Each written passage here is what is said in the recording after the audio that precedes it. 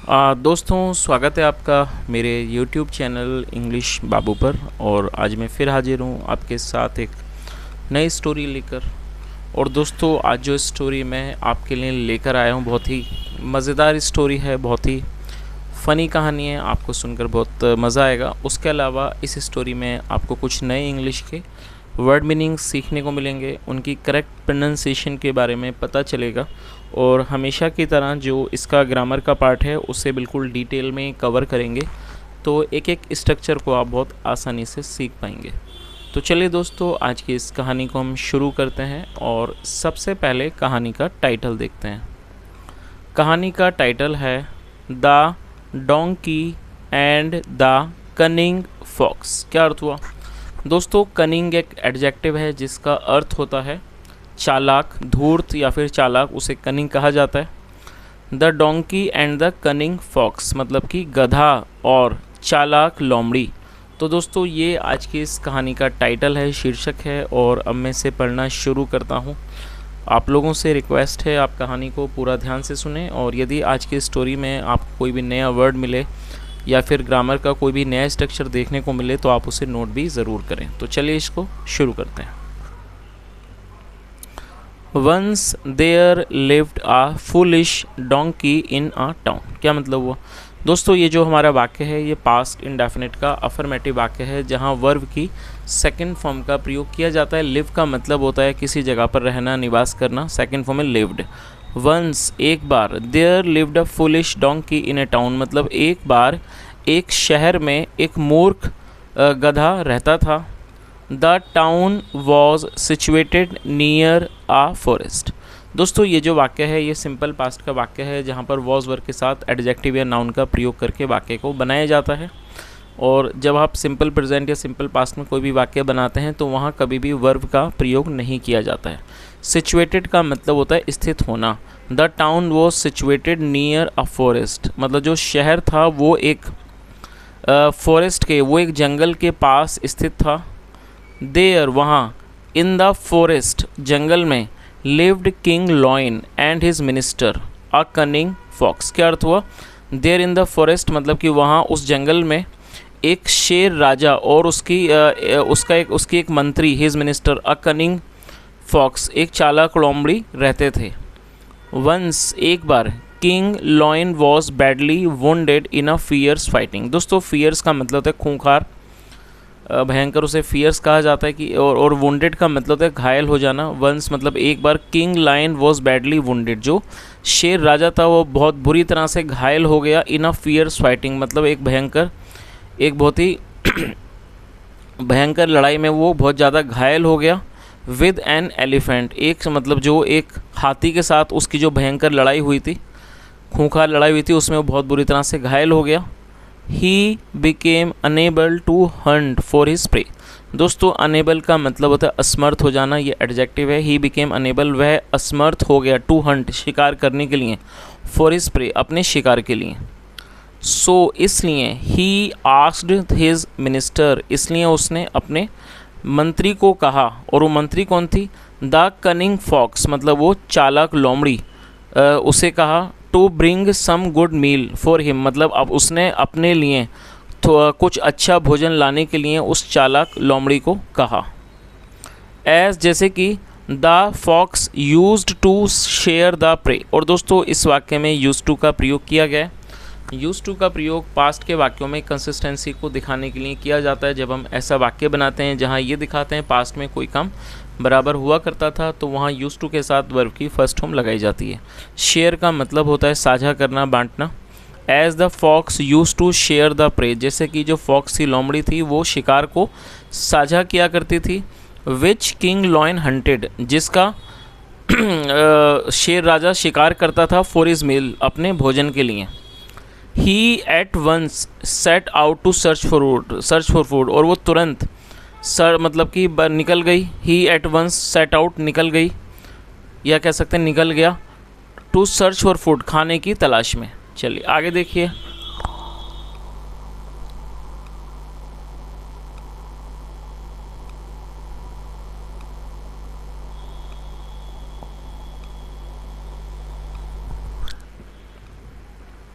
While wandering here and there the fox met a donkey.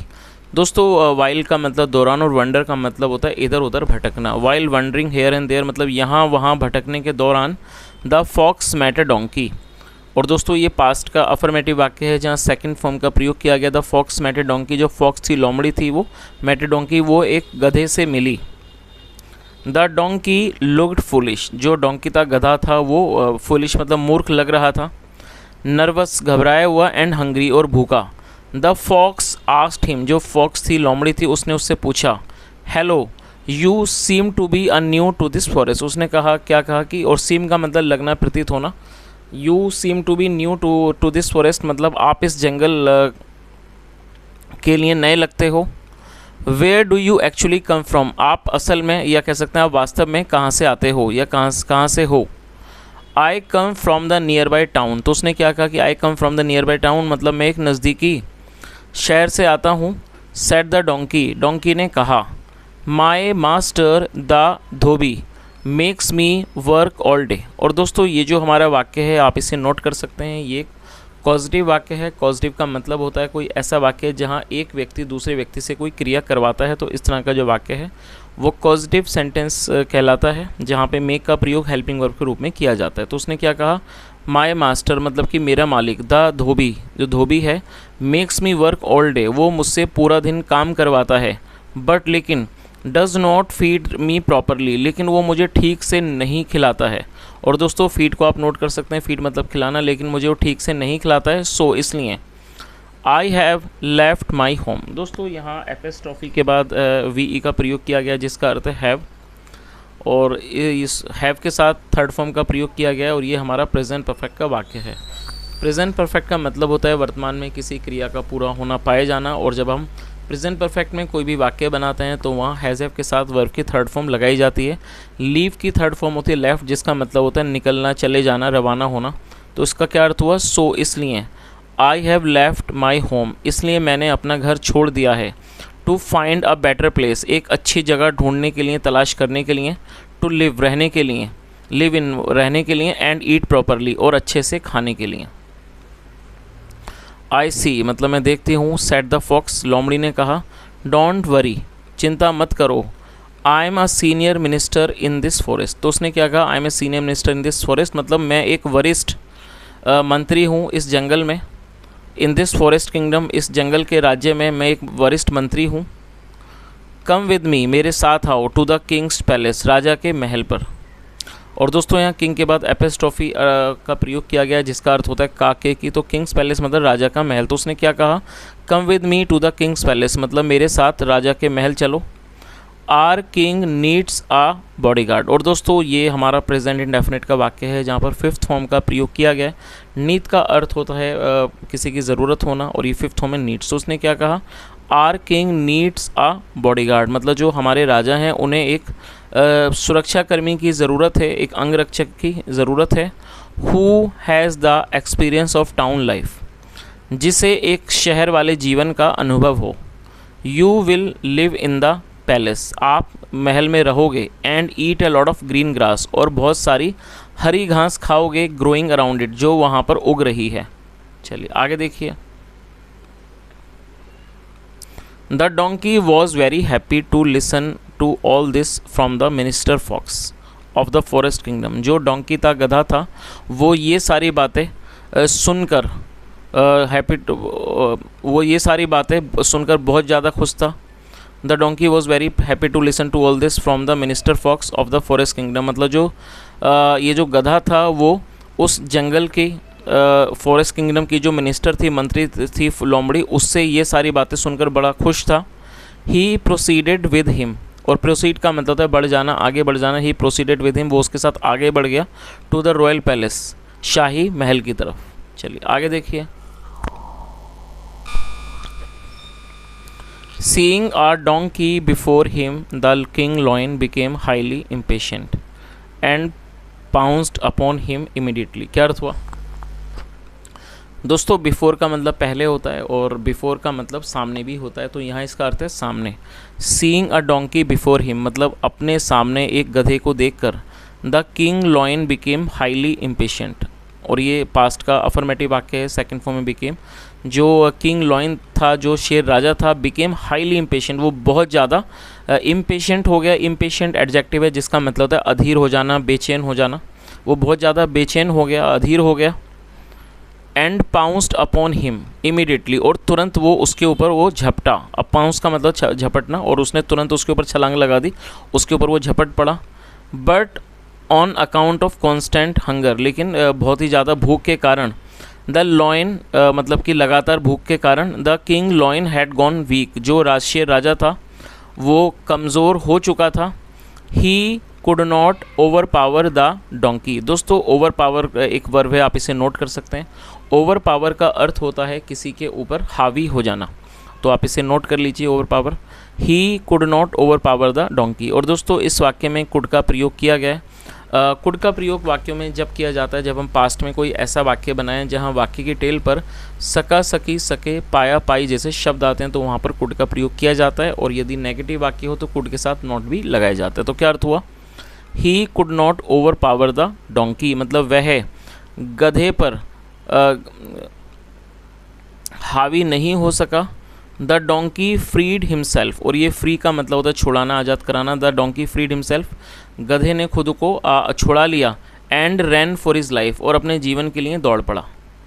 Your majesty, महाराज, said the fox to the king lion, मतलब कि लोमड़ी ने शेर राजे से कहा, you should not have acted in such a haste. क्या अर्थ हुआ? दोस्तों इस वाक्य को आप, इसका जो स्ट्रक्चर है मैं चाहूँगा आप उसे नोट कर लीजिए। इस वाक्य में शुड का प्रयोग किया गया है, और इस वाक्य में शुड का प्रयोग पास्ट के लिए किया गया है। तो फर्स्ट ऑफ ऑल आप इस चीज़ को नोट कर लीजिए। जब हम कोई भी ऐसा वाक्य बनाना चाहते हैं जहाँ पर हम किसी भी प्रकार की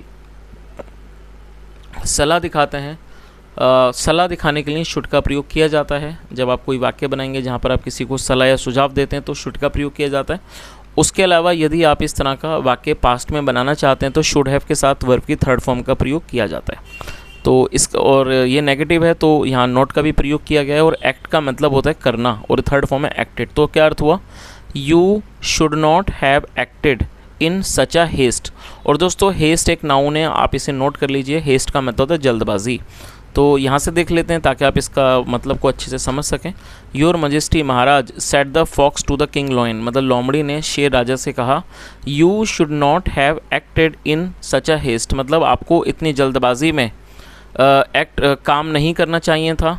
you have scared your prey.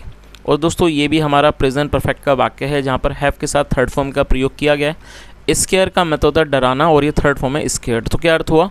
और प्रे को आप नोट कर लीजिए। प्रे मतलब शिकार। You have scared your prey, आपने अपने शिकार को डरा दिया है।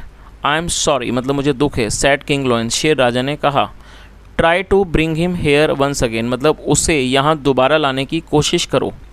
The hungry fox went again to the donkey and said to him, जो भूखी लोमड़ी थी वो दोबारा से गधे के पास गई और उससे कहा, what a funny fellow you are, मतलब आप कितने ज़्यादा हंसमुख व्यक्ति हो।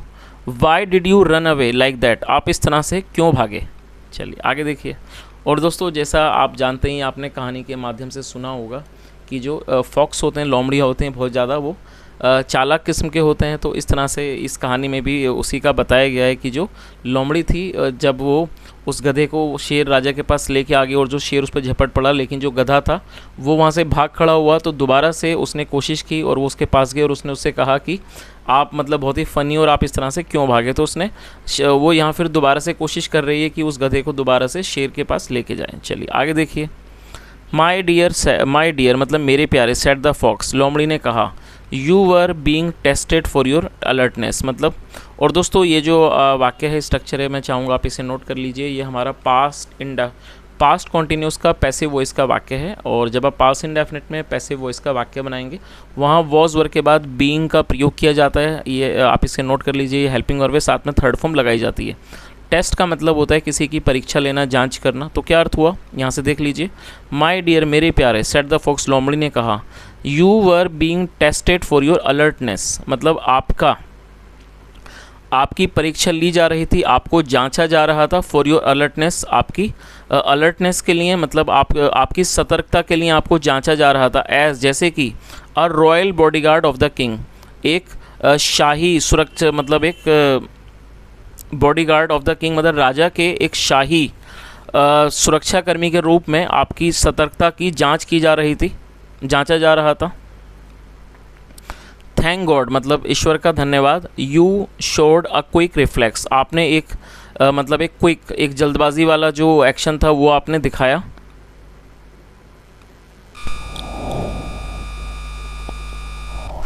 Otherwise you would have been rejected for the job वरना आपको वरना आपको नौकरी के लिए जॉब के लिए रिजेक्ट कर दिया गया होता। तो उसने फॉक्स ने क्या बताया कि आपकी जांच की जा रही थी आपकी सतर्कता के को देखे जाने के लिए, और अच्छा हुआ कि आपने इतना एक क्विक रिफ्लेक्स दिखाया, वरना आपको रिजेक्ट कर दिया गया होता। चलिए आगे देखिए। The donkey believed what the fox said जो डोंकी था गधा था उसने लोमड़ी की बातों पर विश्वास कर लिया, जो लोमड़ी ने कहा उस पर विश्वास किया। एंड अकम्पनाइड हिम वंस अगेन और दोबारा उसके साथ वो चला गया। To the palace Mahal there वहाँ एट द पैलेस महल पर the king lion was hiding behind the thick bushes. दोस्तों थिक मतलब थिक का मतलब होता है गाढ़ा या फिर बहुत घना, उसे थिक कहा जाता है, और बुशेस मतलब झाड़ियाँ। तो क्या अर्थ हुआ, there at the palace the king lion was hiding behind the thick bushes मतलब वहाँ महल में जो राजा था वो घनी झाड़ियों के पीछे छुपा हुआ था। As soon as the donkey passed by the bushes जैसे ही जो डोंकी था गधा था वो झाड़ियों से के पास से होकर गुजरा। The lion pounced upon him जो शेर था वो उस पर झपट पड़ा। एंड किल्ड हिम इंस्टेंटली और उसको तुरंत मार दिया। चलिए आगे देखिए। Just when the lion was about to begin eating the donkey और जैसे ही जो शेर था वो उसको खाना शुरू करने वाला था। द फॉक्स सेड जो फॉक्स की लोमड़ी थी उसने कहा, योर मजेस्टी महाराज you are going to have your meals after quite a few days कि महाराज आप कई दिनों के बाद मतलब कुछ दिनों के बाद खाना खाने जा रहे हो। It's better you first take a bath अच्छा होगा कि आप पहले स्नान करो, आप पहले नहाओ। एंड ऑफर प्रेयर्स और आप प्रार्थना करो। हाँ। द किंग लॉयन रोड जो शेर राजा था वो दहाड़ा। एंड सैड और कहा टू द फॉक्स लोमड़ी से कहा, स्टे हेयर यहाँ रहो। I will be back right now मैं अभी तुरंत वापस आऊँगा। चलिए आगे देखिए।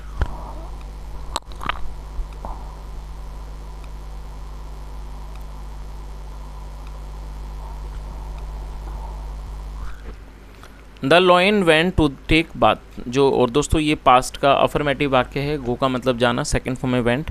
The lion went to take bath जो शेर था वो नहाने के लिए स्नान के लिए चला गया। एंड ऑफर इज प्रेयर्स और अपनी प्रार्थना करने के लिए। इन द मीन टाइम मतलब इस दौरान the fox ate the donkey's brain जो और दोस्तों ये पास्ट का अफर्मेटिव वाक्य है। ईट का मतलब होता है खाना और सेकंड फॉर्म है एट ATE और आप चाहें तो यदि आप सेकंड फॉर्म नहीं जानते हैं तो आप इसे नोट कर लीजिए। क्या अर्थ हुआ, इन द मीन टाइम मतलब इस दौरान। The fox ate the donkey's brain जो फॉक्स की लोमड़ी थी उसने गधे के दिमाग को खा लिया। When the king lion came back to eat his prey और जब शेर राजा वापस आया अपने शिकार को खाने के लिए।